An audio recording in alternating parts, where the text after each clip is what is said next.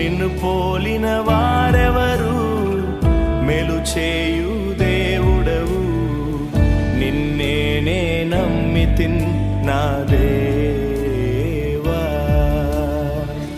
నిన్నే నా జీవితమునకు ఆధారము చేసి కొంటిని.